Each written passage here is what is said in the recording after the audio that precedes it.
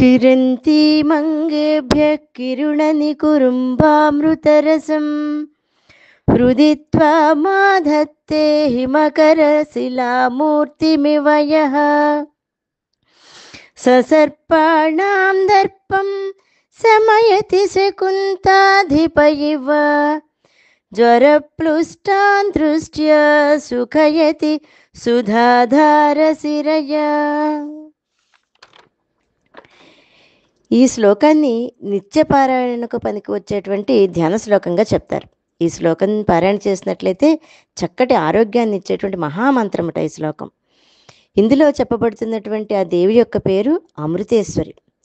ముందర మనం చెప్పుకున్నట్లుగా కొన్ని శ్లోకాలని ధ్యాన శ్లోకాలుగా చెప్తూ శివశక్త్యాయుక్తో అనే శ్లోకము, అలాగే 3వ శ్లోకము అవిద్యానామంతస్తిమిరః ఒకటి, అలాగే శరజ్యోత్స్నం అనేటువంటి శ్లోకాలని ధ్యాన శ్లోకాలుగా చెప్తున్నారు ఇప్పటివరకు చెప్పుకున్నటువంటి శ్లోకాలలో. ఇక్కడ ఈ మహామంత్రాన్ని, చక్కటి ఆరోగ్యాన్ని ఇచ్చే మహామంత్రాన్ని ఇచ్చేటువంటి అమ్మ పేరు అమృతేశ్వరి. ఆ అమృతేశ్వరి ఆ తల్లికే మరొక పేరు అన్నపూర్ణమ్మ అని చెప్పచ్చు. ఇక్కడ ఈ తల్లిని మనం ఎలా ధ్యానించాలో చెప్తున్నారు. అమ్మవారిని చంద్రకాంత శిలలా ధ్యానించాలిట. శిలల్లో చంద్రకాంత శిలలు 2 రకాలు ఉంటాయి. అవి ఎర్రని శిలలు, తెల్లని శిలలు 2 రకాలు ఉంటాయి. అయితే ఈ చంద్రకాంత శిలల పైన చంద్రకిరణాలు పడితే అవి ద్రవిస్తాయి. అంటే ఆ శిలల నుండి చల్లని అమృతరసం కనిపిస్తూ ఉంటుంది. మనకి కొన్ని దేవాలయాల్లో ఆ విగ్రహం నుండి కొద్దిగా నీరు, జలం ద్రవిస్తూ ఉంటుంది, కనిపిస్తూ ఉంటుందని వింటాం. బహుశా అవి చంద్రకాంత శిలల లక్షణమై ఉండొచ్చు. అమ్మవారిని చంద్రకాంతశిలగా ధ్యానించినప్పుడు అమ్మవారిలో నుండి ఆర్ద్రతతో కూడినటువంటి తేజస్సు కనబడుతుంది. ఇదే విషయాన్ని మనం లలితా సహస్రనామంలో నిత్యక్లిన్న అనేటువంటి నామంలోను, అదేవిధంగా శ్రీ సూక్తంలో ఆర్ద్రాం పుష్కరిణీం అనేటువంటి పదాల ద్వారా వింటాం. అంటే అమ్మవారు ఎప్పుడు కూడా ఆర్ద్రతతో, అంటే దయతో ఉంటుంది.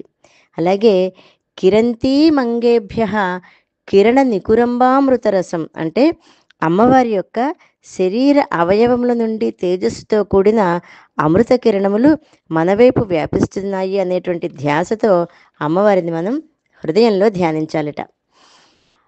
అలా ఆ విధంగా అమ్మవారిని ఎవరైతే ధ్యానిస్తారో వారికి సర్పాణాం దర్పం శమయతి శకుంతాధిప ఇవ, అంటే గరుత్మంతుని వలె, ఒక గరుత్మంతుడు సర్పము యొక్క దర్పాన్ని ఏ విధంగా అణగద్రొక్కేస్తాడో అలాగా ఎవరైతే ఈ శ్లోకాన్ని, అమ్మవారిని ఆ విధంగా ధ్యానిస్తారో, తలుచుకుంటూ ఆ విధమైనటువంటి ధ్యాసలో ఉంటారో వారికి ఆ శక్తి కలుగుతుందట.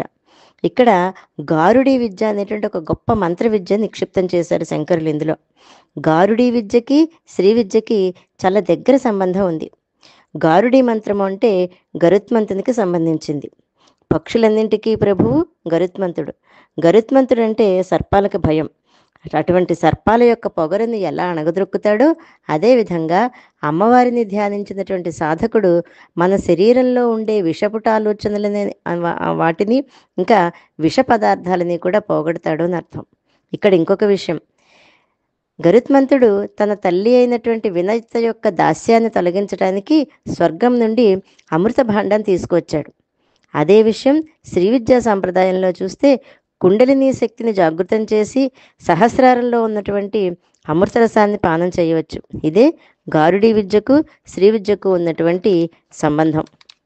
అలాగే జ్వరప్లుష్టాన్ దృష్ట్యా సుఖయతి సుధాధార శిరయ, అంటే ఈ మంత్రాన్ని సాధన చేసినటువంటి సాధకుడు అతని యొక్క చూపు తగలగానే జ్వరబాధితులకి జ్వరం తగ్గిపోతుంది.